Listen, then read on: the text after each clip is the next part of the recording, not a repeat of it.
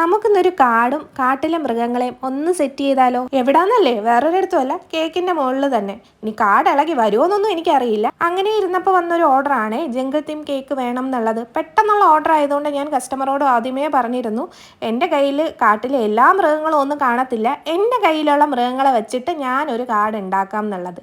അവർ സമ്മതിച്ചു കേട്ടോ. പിന്നെ അതിൻ്റെ പണി അങ്ങ് തുടങ്ങി. 2 ഫ്ലേവർ ആയിരുന്നു കേട്ടോ കസ്റ്റമർ പറഞ്ഞിരുന്നത്. താഴത്തെ ലെയർ മാംഗോയും മേളത്തെ ലെയർ പിസ്തയും. അങ്ങനെ കേക്കൊക്കെ ചെയ്തുകൊണ്ടിരുന്നപ്പോഴാണ് കറണ്ട് പണി പറ്റിച്ചത്. അങ്ങോട്ട് പോയി.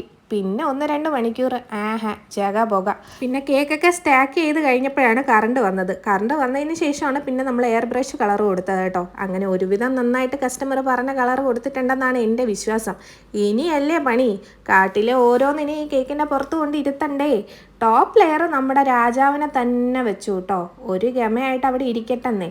പിന്നെ താഴെ ആനയും മുയലും ജിറാഫും കൊരങ്ങനും എല്ലാവരും അങ്ങ് താഴെ സെറ്റ് ചെയ്തു. ഇനിയിപ്പം മീറ്റിംഗ് കൂടണമെങ്കിൽ അവർക്ക് അങ്ങ് കൂടാം. പിന്നെ മീറ്റിങ്ങിൻ്റെ ഇടയ്ക്ക് വെയിലടിക്കാതിരിക്കാൻ ഞാൻ കുറച്ച് മരങ്ങളും കൂടെ നട്ടുപിടിപ്പിച്ച് കൊടുത്തിട്ടുണ്ട് കേട്ടോ. വെയിലടിക്കാതിരിക്കട്ടെ, തണലത്ത്. പാവങ്ങളല്ലേ, ഞാൻ പറഞ്ഞ പോലെ അനുസരണമുള്ള കുട്ടികളായിട്ട് തന്നെ അവരവിടെ ഇരിക്കുമായിരുന്നു കേട്ടോ.